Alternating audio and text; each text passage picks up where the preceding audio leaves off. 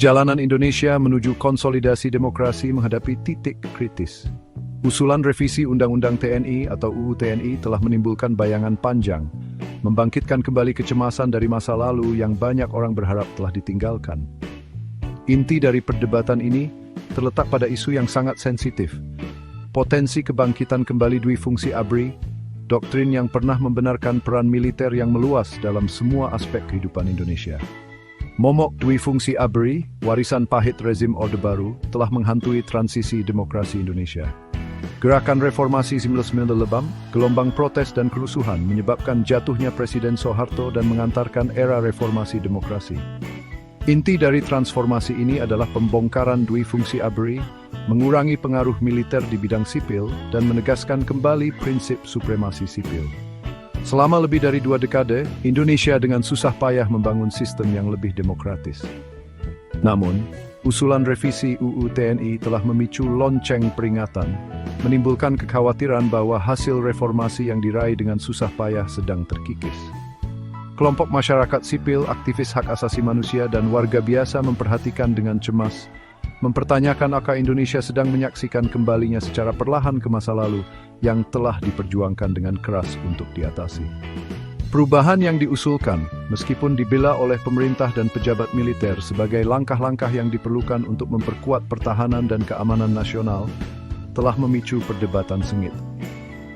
Fondasi Lembaga Demokrasi Indonesia, yang dibangun dengan hati-hati setelah pemerintahan otoriter, tampaknya dipertaruhkan. Bangsa ini berdiri di persimpangan jalan, bergulat dengan hantu masa lalunya sambil berusaha menjaga janji masa depan yang lebih demokratis. Revisi yang diusulkan terhadap UU TNI berisi beberapa ketentuan yang kontroversial yang telah memicu kekhawatiran tentang meluasnya peran militer. Salah satu aspek yang paling kontroversial adalah peningkatan yang signifikan dalam jumlah posisi sipil yang dapat diduduki oleh perwira TNI aktif tanpa mengundurkan diri dari dinas militer. Undang-undang yang direvisi akan memungkinkan personel militer aktif untuk memegang posisi di 16 kementerian dan lembaga sipil, peningkatan yang substansial dari 10 saat ini. Perluasan ini mencakup bidang-bidang utama seperti Kementerian Koordinator Bidang Politik, Hukum dan Keamanan, Kementerian Pertahanan, Sekretariat Militer Presiden, Badan Intelijen Negara, dan Badan Siber dan Sandi Negara. Lebih lanjut, revisi tersebut memberdayakan TNI untuk mengambil peran di lembaga-lembaga yang bertanggung jawab atas penanggulangan bencana, kontraterorisme, keamanan maritim, pengendalian perbatasan, dan bahkan peradilan, termasuk Kejaksaan Agung dan Mahkamah Agung. Kritikus berpendapat bahwa pengaburan batas antara militer dan sipil ini merupakan perambahan berbahaya pada otoritas sipil, merusak prinsip-prinsip tata kelola demokratis. Perpanjangan usia pensiun bagi personel militer telah memperdalam kekhawatiran tentang militerisasi lembaga sipil. Di bawah revisi yang diusulkan, usia pensiun untuk personel Tamtama akan dinaikkan dari 53 menjadi 55.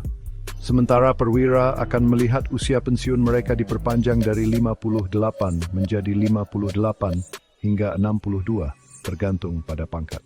Presiden akan memiliki wewenang untuk menentukan usia pensiun bagi Jenderal Bintang 4. Perpanjangan masa dinas ini, menurut para kritikus, akan menciptakan surplus perwira militer berpangkat tinggi yang mencari posisi di pemerintahan. Kombinasi dari daftar peran sipil yang diperluas yang dapat diakses oleh personel militer aktif dan kumpulan perwira senior yang lebih besar yang mendekati usia pensiun telah menimbulkan kekhawatiran akan sipilisasi militer secara terbalik. Sebuah skenario di mana tokoh-tokoh militer semakin banyak mengisi lembaga-lembaga sipil yang berpotensi merusak kendali dan pengawasan sipil. Usulan revisi UU TNI telah memicu gelombang penolakan dari organisasi masyarakat sipil, kelompok hak asasi manusia, dan warga negara yang peduli. Mereka berpendapat bahwa perluasan peran militer di bidang sipil merupakan kemunduran berbahaya dari reformasi demokrasi yang dicapai setelah jatuhnya rezim Soeharto. Organisasi seperti Koalisi Reformasi Sektor Keamanan, Kontras, dan Imparsial telah vokal dalam kritik mereka, menyatakan keprihatinan mendalam bahwa revisi tersebut dapat membuka jalan bagi kembalinya dominasi militer dalam politik dan masyarakat Indonesia. Sebuah petisi Change.org yang menentang revisi tersebut telah mengumpulkan ribuan tanda tangan, mencerminkan kecemasan luas seputar masalah ini.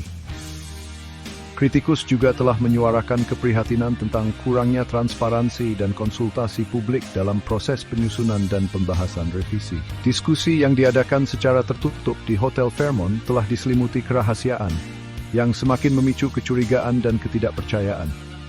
Pemerintah dan pejabat militer telah membela revisi yang diusulkan, dengan alasan bahwa revisi tersebut penting untuk memperkuat pertahanan nasional, meningkatkan profesionalisme TNI, dan memastikan supremasi sipil. Juru bicara TNI Mayor Jenderal Haryanto telah menyatakan bahwa revisi tersebut bertujuan untuk memodernisasi militer dan beradaptasi dengan tantangan keamanan yang berkembang. Ia menekankan bahwa TNI tetap berkomitmen pada perannya sebagai penjaga kedaulatan nasional dan keutuhan wilayah. Para pendukung revisi berpendapat bahwa perluasan peran sipil bagi personel militer aktif diperlukan untuk mengatasi ancaman keamanan yang kompleks yang memerlukan keahlian khusus. Mereka menyebutkan perlunya personel militer yang berpengalaman di bidang-bidang seperti keamanan siber, kontra terorisme, dan penanggulangan bencana. Lebih lanjut, mereka berpendapat bahwa perpanjangan usia pensiun dibenarkan oleh meningkatnya harapan hidup dan kebutuhan untuk mempersiil yang berpengalaman di dalam TNI. Kontroversi seputar revisi UU TNI menunjukkan warisan dui fungsi ABRI yang masih bertahan dalam masyarakat Indonesia. Doktrin yang melegitimasi peran militer yang meluas dalam politik, ekonomi, dan kehidupan sosial selama era Orde Baru meninggalkan bekas yang tak terhapuskan pada lembaga-lembaga negara dan jiwa kolektif. Gerakan Reformasi 1998 berusaha untuk membongkar sistem ini. Tetapi, perdebatan saat ini menyoroti kerapuhan reformasi tersebut dan tantangan yang terus-menerus terhadap kontrol sipil atas militer. Revisi yang diusulkan, terlepas dari niat yang dinyatakan pemerintah, telah menghidupkan kembali ketakutan yang mendalam akan kembalinya babak kelam dalam sejarah Indonesia. Perluasan peran militer di bidang sipil ditambah dengan kurangnya transparansi dalam proses legislatif telah mengikis kepercayaan publik dan menimbulkan pertanyaan serius tentang arah masa depan lintasan demokrasi negara. Momok dui fungsi ABRI yang pernah dianggap telah disingkirkan ke buku-buku sejarah telah muncul kembali sebagai simbol kuat dari perjuangan yang sedang berlangsung untuk mengkonsolidasikan nilai-nilai dan lembaga-lembaga demokrasi. Hasil dari perdebatan ini akan memiliki implikasi yang luas bagi lanskap sosial politik Indonesia. Kegagalan untuk mengatasi kekhawatiran seputar revisi UU TNI berisiko merusak kemajuan yang diraih dengan susah payah menuju konsolidasi demokrasi. Hal ini dapat mengikis kepercayaan publik terhadap lembaga sipil, memperburuk ketegangan sipil militer, dan menciptakan iklim ketakutan dan sensor diri. Sebaliknya, komitmen terhadap transparansi, konsultasi publik, dan pengakuan sejati akan pentingnya supremasi sipil dapat membantu meredakan kecemasan dan memperkuat komitmen Indonesia terhadap prinsip-prinsip demokrasi. Dunia menyaksikan dengan seksama ketika Indonesia bergulat dengan titik kritis ini dalam perjalanan demokrasinya. Pilihan yang dibuat hari ini akan menentukan apakah negara ini dapat mengusir hantu masa lalunya dan melanjutkan kemajuannya menuju masa depan yang lebih adil, setara, dan demokratis. Taruhannya tinggi dan juga awap mendesak kebiasaan diri dengan susah payah sesuai di pundak pemimpin dan tuannya.